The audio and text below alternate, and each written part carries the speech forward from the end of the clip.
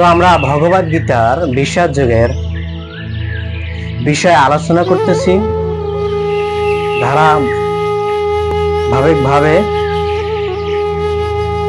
আজকে হচ্ছে 14 নম্বর শ্লোক। 14 নম্বর শ্লোকে বর্ণনা করা হয়েছে দিব্য শঙ্খ আর অদিব্য শঙ্খ সম্বন্ধে ধারণা দেওয়া হয়েছে। তো চলুন আমরা 14 নম্বর শ্লোক পাঠ করি। তত সেই হর্তযুক্ত মোহিতি সা আনন্দ স্থিতম মাধব পাণ্ডব চৈব দিব্য শঙ্খ প্রধাতুম। অর্থাৎ অপরপক্ষে সে তো অশ্বচালিত এক দিব্য রথে স্থিত শ্রীকৃষ্ণ অর্জুন উভয়ে তার দিব্য শঙ্খ বাজালেন। দিব্য শব্দের অর্থ হচ্ছে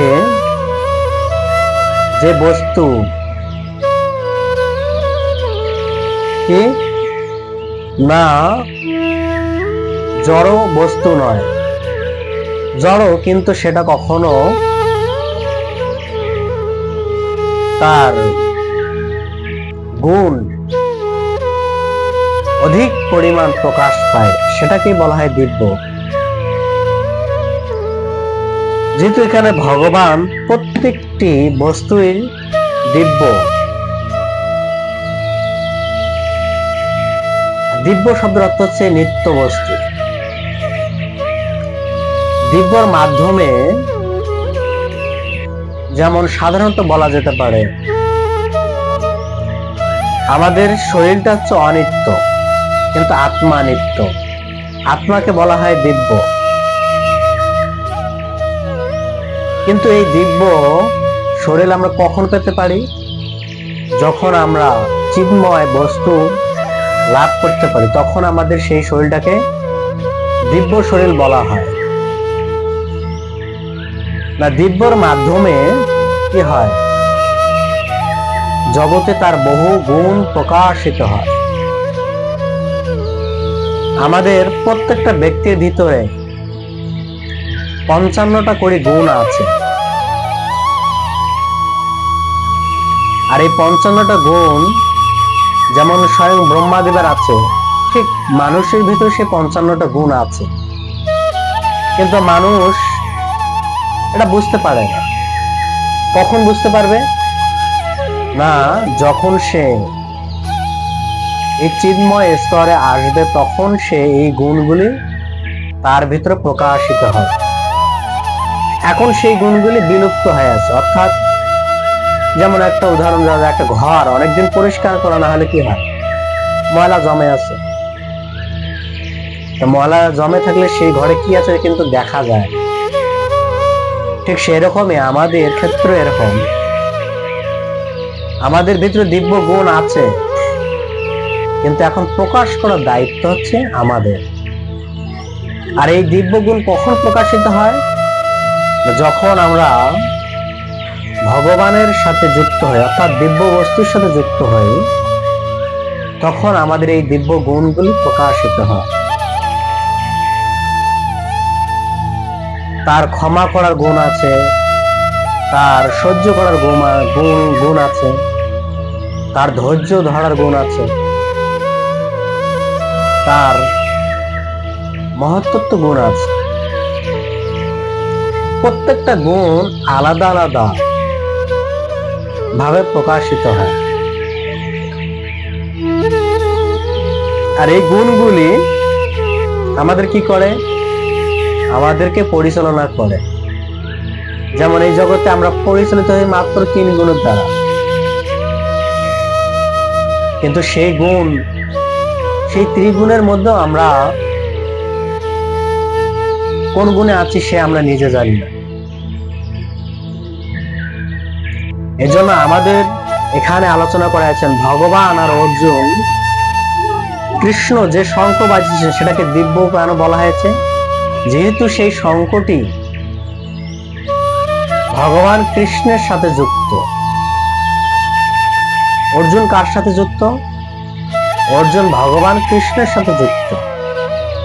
আর ভগবান কৃষ্ণ যেখানে থাকেন সেখানে স্বয়ং লক্ষ্মী দেবী বিরাজমান করে।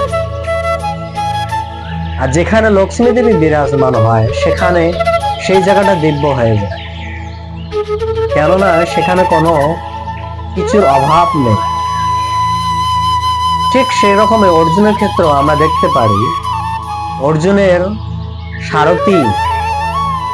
এখানে আরেকটি কথা বলা হয়েছে, অর্জুনের যে রথটি সেটা স্বয়ং দিব্য। কেন দিব্য?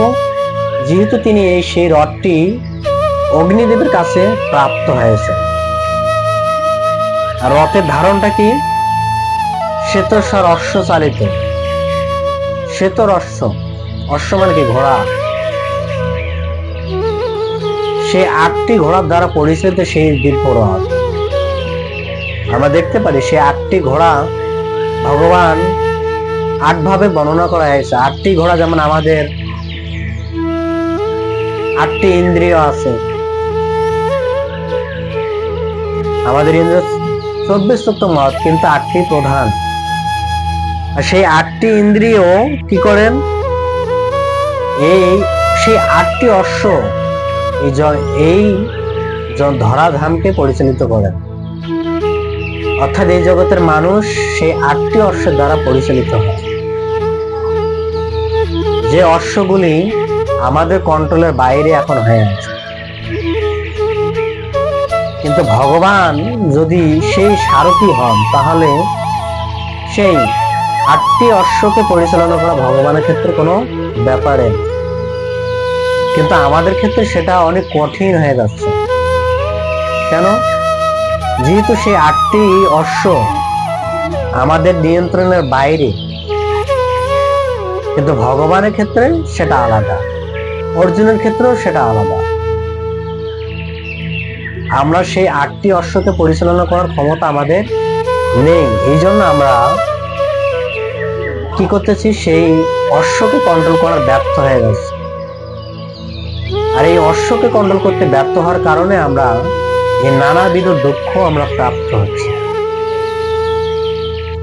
যার এই 8টি ঘোড়া একদম শান্ত হয়েছেন, তিনি এই জগৎকে সুন্দরভাবে পরিচালিত করতে পারেন, তিনি এই জগতে সুন্দরভাবে বাস করতে পারেন, এতে কোনো সন্দেহ নেই। কারণ ভগবান সে কথায় ভগবদ গীতায় তিনি আগেই বর্ণনা করে দিয়েছেন। এই জন্য আমাদের উচিত এই ঘোড়াগুলিকে ভগবানের সেবায় নিয়োজিত করা। অবশ্যই আমার ভিডিও ভালো লাগলে আমার ইউটিউব চ্যানেল সাবস্ক্রাইব করবেন, লাইক দেবেন, কমেন্ট করবেন, পাশে থাকবেন। আশা করি আপনাদের সাপোর্ট পেলে আরো উৎসাহ প্রাপ্ত হবে।